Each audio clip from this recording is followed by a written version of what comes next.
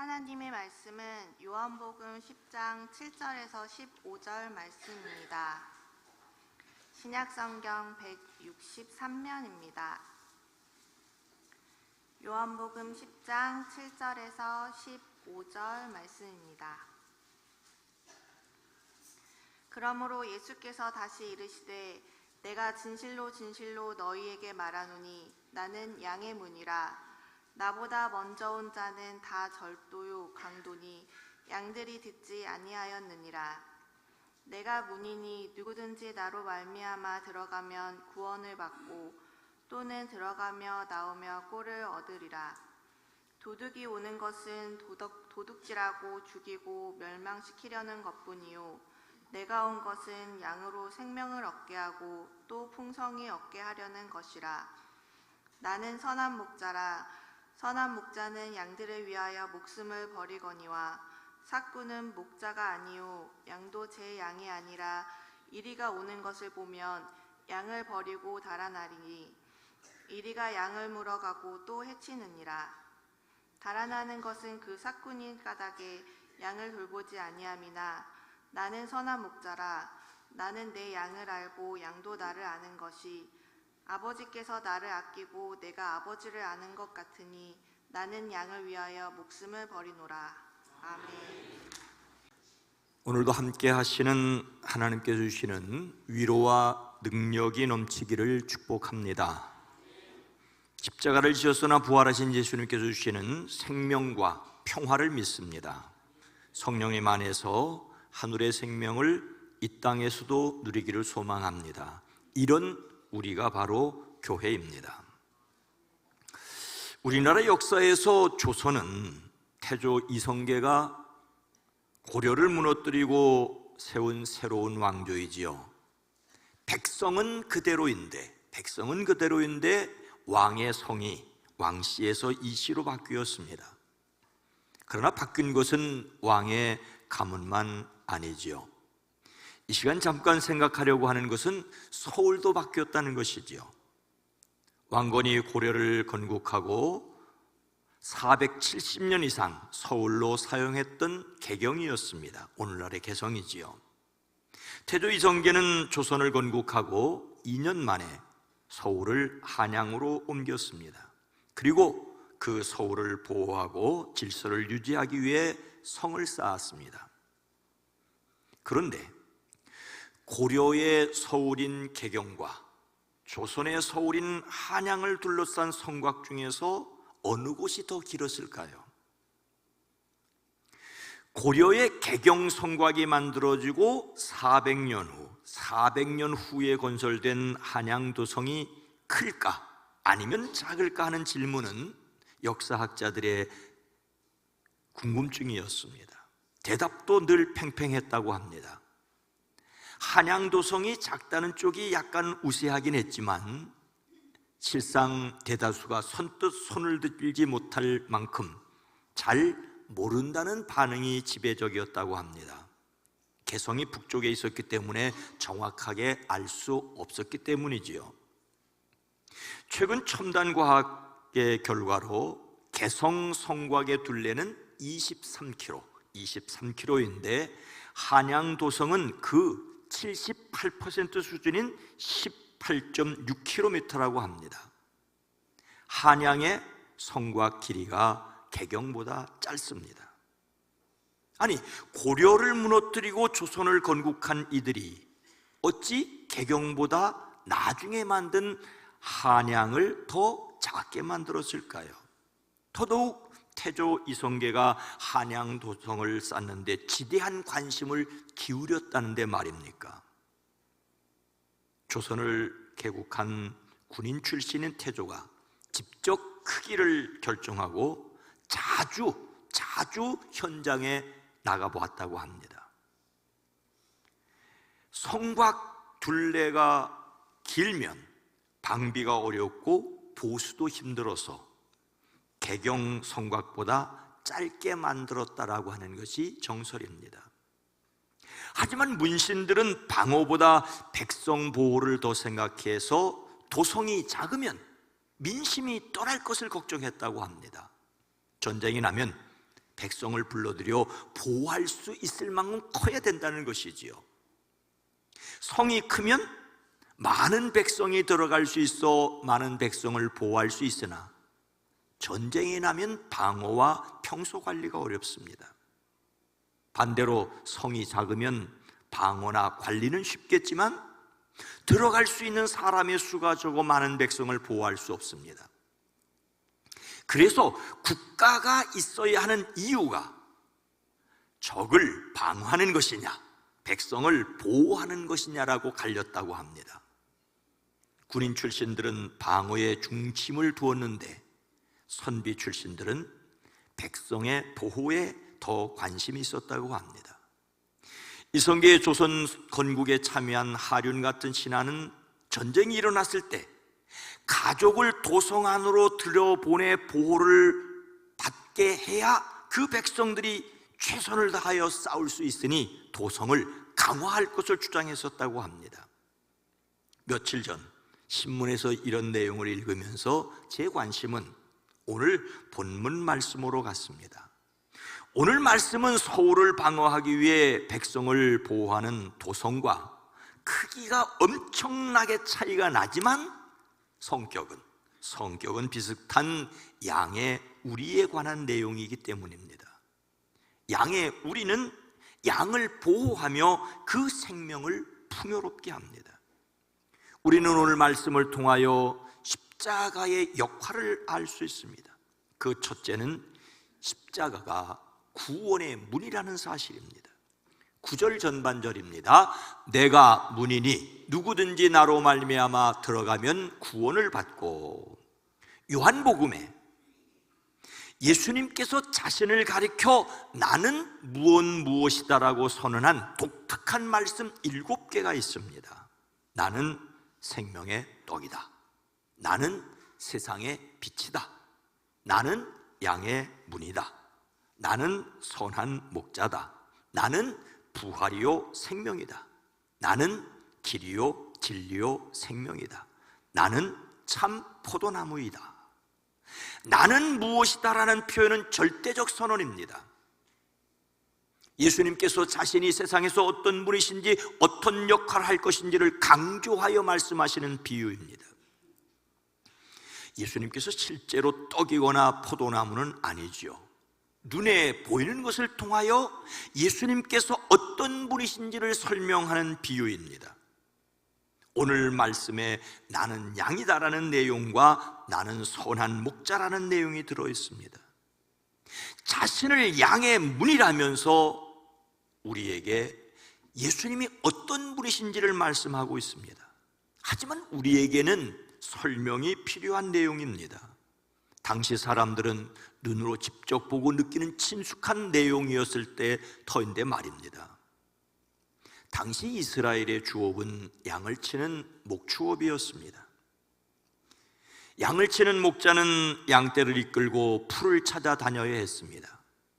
양들이 한 곳에 풀을 다 뜯어 먹으면 다른 곳으로 옮겨갔습니다.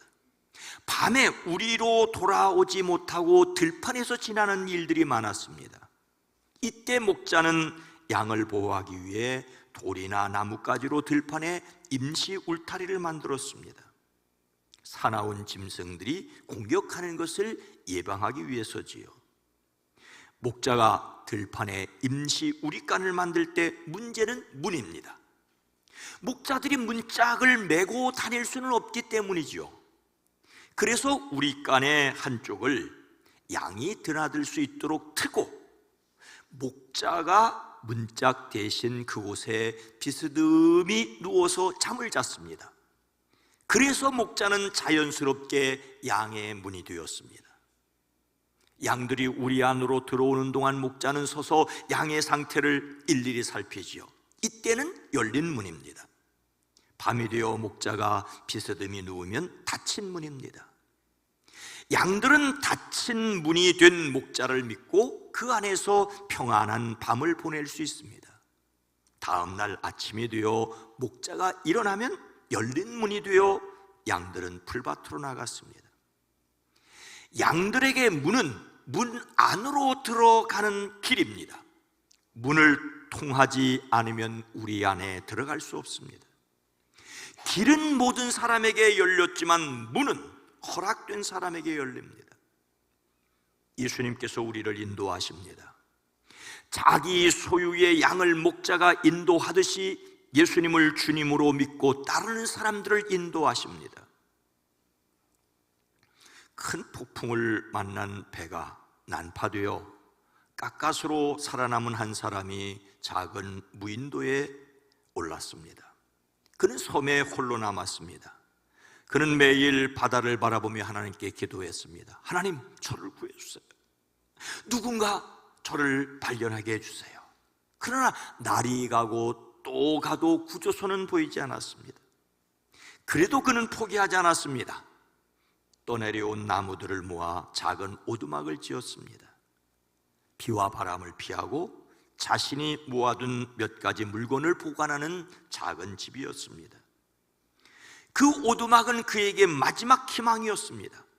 그런데 어느 날 실수로 그만 그 집에 불을 내고 말았습니다.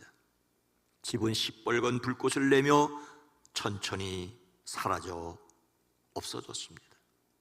그 불 속에서 간신히 목숨을 건진 그는 주저앉았습니다. 하나님, 어떻게 제게 이럴 수가 있습니까? 제가 가진 마지막까지 다 태워버리십니까? 그날 밤 그는 깊은 절망 속에서 잠이 들 수 없어 뒤척이며 지냈습니다. 그리고 잠깐 잠이 들었는데 낯선 소리에 눈을 떴습니다. 사람들의 목소리였습니다. 놀랍게도 구조대가 섬에 왔습니다. 그는 깜짝 놀라 묻습니다. 아니, 여기에 제가 있는 줄을 어떻게 아셨습니까? 그러자 오히려 구조대원들이 놀라서 묻습니다. 멀리서 섬에서 나오는 불빛을 보았습니다. 누군가 구조 시내를 보내는 줄 알고 이곳으로 왔습니다. 때로는 하나님께서 자신의 마지막 희망마저 태워버리시는 것처럼 느껴질 때가 있을 수 있습니다. 그러나 나중에 알게 됩니다. 하나님의 뜻 안에서 불타 사라진 희망조차 구원으로 인도한 신호가 될 수 있다는 것을. 어떤 때는 시련을 겪으며 하나님의 사랑이 의심스러워질 수도 있겠지만 결국 하나님을 사랑하는 자들에게 모든 것이 합력하여 선을 이루심을 믿으시기를 주의 이름으로 축복합니다. 양들이 보기에 목자가 일부러 험한 길로 인도하는 것처럼 보일 수도 있지만 그 길을 가야만 꼴이 있고 셈이 있습니다. 예수 그리스도께서 생명으로 들어가는 문이 되셨음을 믿기에 또한 그분의 인도하심을 확신하십시오. 예수님께서 십자가에서 자신을 찢어 우리를 하나님께로 인도하는 문이 되셨습니다. 누구든지 나로 말미암아 들어가면 구원을 받는다라고 말씀하십니다. 사람이 자기 공로로 구원을 주장할 수는 없습니다. 종교적인 형식이 영원한 생명을 줄 수도 없습니다. 근본적인 사람의 문제인 죄를 해결하는 예수님의 십자가가 유일한 통로입니다. 누구든지 예수 그리스도를 통하여 영원한 생명을 얻습니다. 예수 그리스도 안에서 얻은 생명을 확신하시기를 주의 이름으로 축복합니다. 오늘 말씀은 십자가에 대해서 또 말씀하십니다. 둘째로 십자가는 풍성한 생명의 근원입니다. 9절 후반절과 10절 후반절입니다. 또는 들어가며 나오며 꼴을 얻으리라. 내가 온 것은 양으로 생명을 얻게 하고 더 풍성히 얻게 하려는 것이라. 예수님께서 자신을 문이라 하시며 두 가지 차원을 말씀하십니다. 첫째는 문이신 예수님을 통하여 들어가 생명을 얻는다는 것이지요. 십자가에서 죄를 해결하신 예수님을 믿음으로 영원한 생명을 얻습니다. 영접하는 자, 곧 그 이름을 믿는 자들에게 하나님의 자녀가 되게 하셨습니다. 그런데 두 번째 차원은 문이신 예수님께서 양들이 그 문으로 드나들면서 꼴을 얻게 하십니다. 다른 말로 양들이 생명을 얻고 또 더 넘치게 하십니다. 문 안에 들어가서 얻는 생명과 문을 드나들며 얻는 풍성한 생명은 둘 다 예수님으로 말미암아 하나님께서 주신 같은 생명입니다. 하지만 풍성하다는 말은 하나님과 더 깊은 관계를 갖게 되었다는 말입니다. 다시 당시 사람들의 양치는 모습을 생각해 보겠습니다. 양들은 들판에서 양의 문이 되는 목자를 통해 우리 안으로 들어가 생명을 얻고 보호를 받으며 휴식을 취하지요. 그러나 계속해서 그 우리간 안에 그대로 머물러 있을 수는 없습니다. 어두운 밤이 지나고 위험이 사라지면 양들은 문을 통해 밖으로 나와야 합니다. 양은 문을 통해 밖으로 나와 들판에서 마음껏 풀을 뜯습니다. 우리간 안에 계속 머물러 있는 양은 영양실조에 걸리거나 운동 부족으로 쓰러질 수 있습니다. 우리 안에서 생명을 얻은 양이 건강한 양으로 살려면 우리 밖으로 나와야 합니다. 문을 드나들며 이미 얻은 생명을 풍성하게 할 수가 있습니다. 예수님께서 자신이 양의 문이 되셔서 주시는 풍성한 생명을 설명하기 위해 도둑을 예로 듭니다. 도둑의 목적은 도둑질하고 죽이고 멸망시키는 것뿐입니다. 그러나 예수님의 목적은 생명을 얻게 할 뿐만 아니라 더 풍성하게, 더 풍성히 얻게 하려는 것입니다. 더 풍성하다는 말은 양적으로 넘치고 질적으로 우수한 것을 가리킵니다. 예수님의 십자가는 사람의 죄를 해결하여 새로운 생명을 얻게 하실 뿐만 아니라 하나님과의 관계가 회복된 사람으로 살아가게 하십니다. 하나님께서 우리를 구원하신 것은 자녀를 삼으실 뿐만 아니라 자녀답게 살도록 하기 위해서입니다. 예수님 믿는 사람의 삶은 단순히 조금 더 좋은 삶 정도가 아니라 넘치도록 충만한 생명이어야 합니다. 이것은 하나님과의 깊은 교제라고도 할 수 있습니다. 내적 평안함이라고도 할 수 있습니다. 영적 충만함이라고도 할 수 있습니다. 참된 기쁨이라고도 할 수 있습니다. 예수님께서는 나는 양들이 단순히 살아가는 정도가 아니라 충만한 생명을 누리게 하려고 왔다고 말씀하십니다. 오늘날 세계에서 가장 부유한 사람 가운데 한 사람이 바로 빌 게이츠죠. 그는 컴퓨터 회사 마이크로소프트를 창업해 세계적인 성공을 거두었고 오랫동안 세계 최고 부자 가운데 한 사람이었습니다. 사람들은 말하지요. 저 정도 돈이 있으면 무엇인지 다 할 수 있겠다. 그러나 그의 인생에 중요한 변화가 있었습니다. 아내와 함께 세계 열화를 여행하면서 충격적인 현실을 보게 되었습니다. 백신 없이 죽어가는 아이들, 치료가 가능한데 치료를 받을 수 없어 죽어가는 사람을 보았습니다. 나는 컴퓨터 문제를 해결하는 데 평생을 보냈지만 세상에는 훨씬 더 중요한 문제가 있다는 것을 깨달았다라고 말합니다. 그러면서 스스로에게 질문합니다. 돈을 가지고 내가 세상에서 무엇을 할 수 있을까? 그 결과 그는 세상을 위하여 자기 재산 대부분을 사용하기로 하였습니다. 그래서 세운 것이 자신과 아내의 이름을 딴 재단이었습니다. 이 재단은 세계 곳곳에서 사람 생명 살리는 일을 하고 있습니다. 특히 가난한 나라의 어린이들을 위한 백신 보급에 힘쓰고 있지요. 말라리아 퇴치와 보건과 교육 지원 같은 일을 하고 있습니다. 실제로 이 재단의 도움을 받아 수많은 사람이 예방접종을 받고 생명을 구원하고 있습니다. 빌 게이츠는 이렇게 말한 적이 있습니다. 가난한 나라에서 태어났다는 이유만으로 아이들이 죽어서는 안 된다. 그는 어린 시절 가족들과 함께 교회에 다닌 경험이 있습니다. 미국의 전통적인 개신교 문화 속에서 성장했습니다. 다만 그가 신앙의 열심을 얼마나 가졌는지는 알려지지 않습니다. 다만 나는 종교적이라는 말을 쓰지는 않지만 세상에는 과학이 아직 설명하지 못한 신비가 있다고 생각한다라고 말합니다. 또 다른 인터뷰에서 우주와 생명의 존재는 매우 놀라운 일이며 그것이 어떻게 시작되었는지에 대해 겸손해야 한다라고 말합니다. 그가 명확하게 신앙 고백을 하는 그리스도인은 아니지만 세상을 더 좋게 만들고 싶다는 마음을 가졌습니다. 그의 이런 이야기는 생명을 얻었다는, 천국을 소유했다는 그리스도인들이 더욱 어떻게 살아야 할지를 생각하게 합니다. 오늘 말씀에서 예수님은 도둑은 다만 훔치고 죽이고 파괴하려고 오는 것뿐이라고, 그러나 나는 양들이 생명을 얻고 또 더 넘치게 얻게 하려고 왔다라고 하십니다. 이제 우리는 예수님을 믿음으로 영원한 생명을 얻은 우리는 이 생명을 풍성하게 누려야 합니다. 십자가는 풍성한 생명의 근원이시기 때문입니다.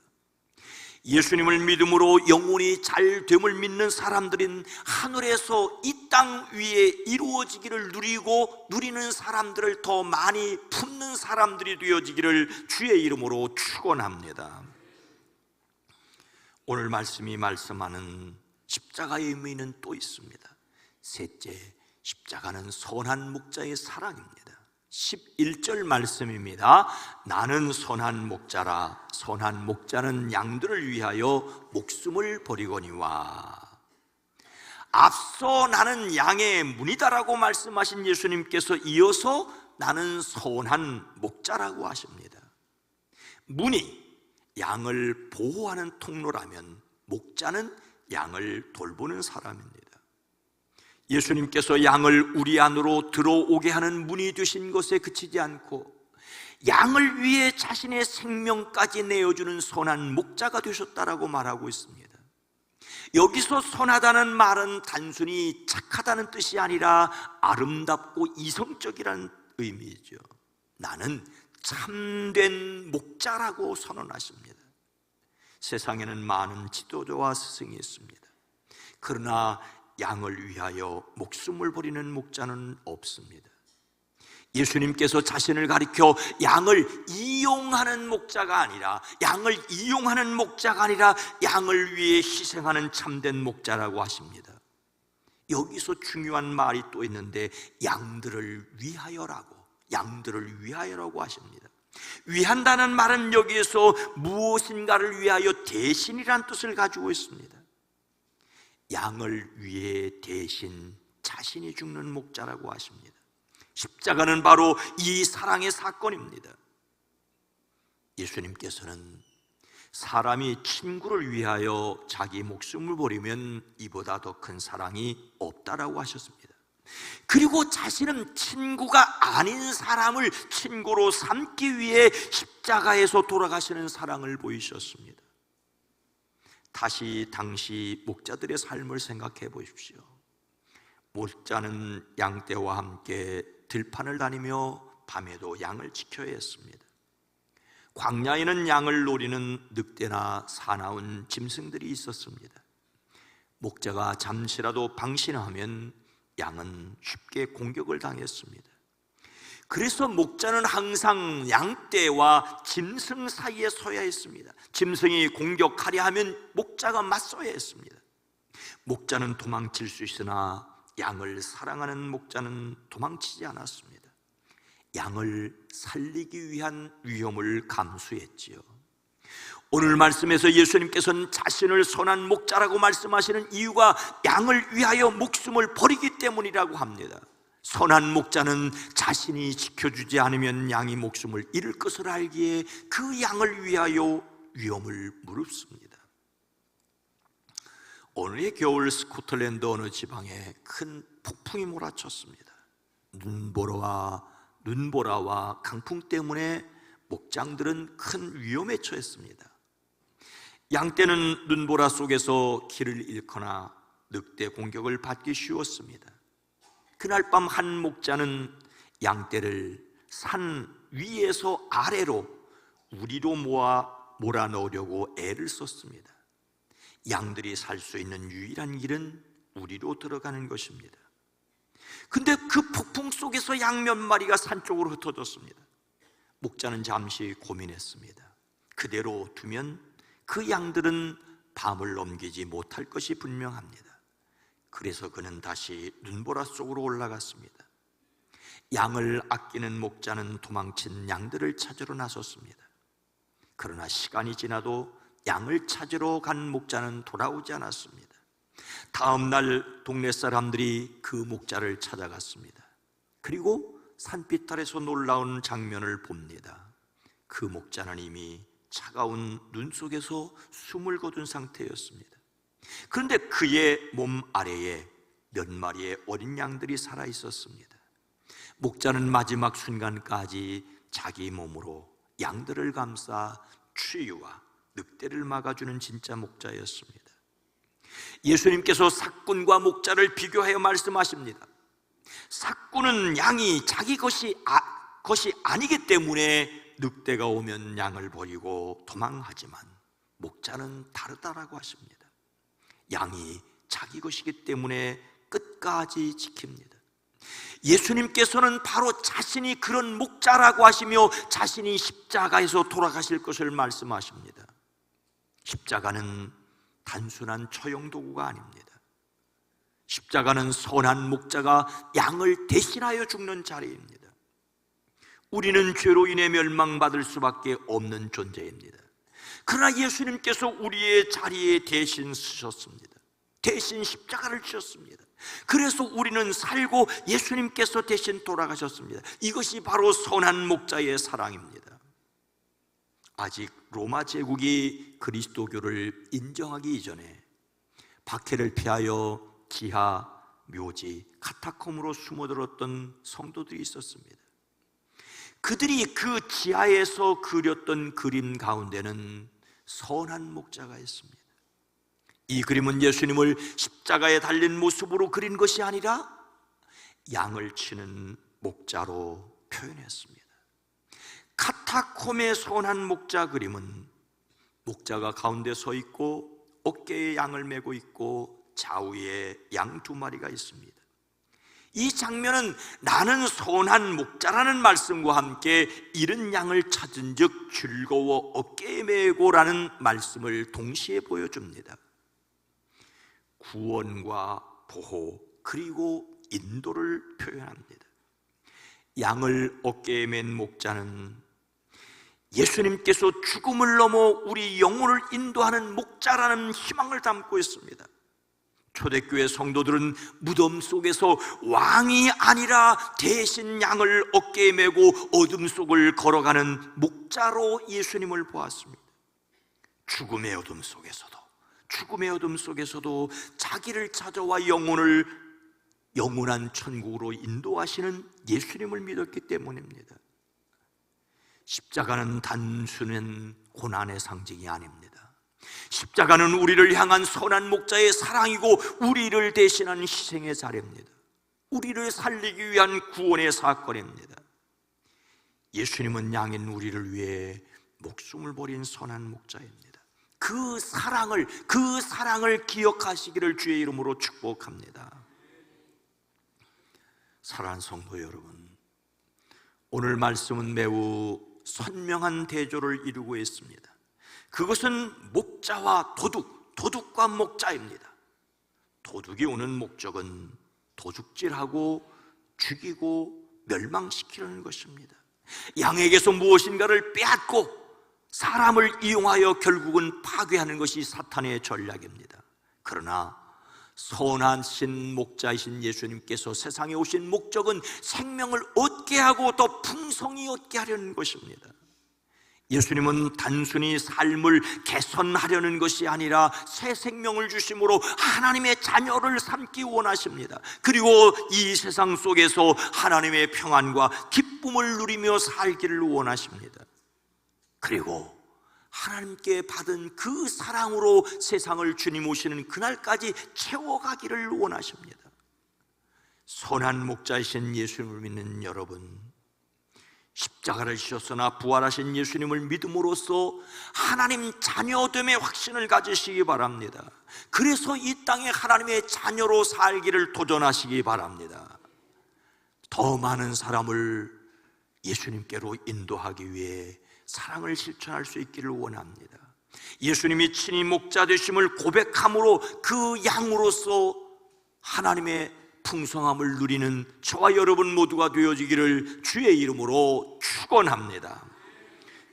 거룩하신 하나님, 자비로우신 주님, 문이 되신 예수 그리스도를 통하여 하나님께 나왔고 하나님 안에서 누리는 영혼의 충만함이 우리에게 있어지게 하시고 받은 사랑을 기억하고 세상에서 그 사랑을 널리 펼 수 있게 하옵소서. 우리의 연약함을 고백합니다. 주의 능력을 힘입고 세상을 살아갈 수 있게 하옵소서. 그리스도이신 예수님의 이름으로 간절히 기도드리옵나이다. 아멘.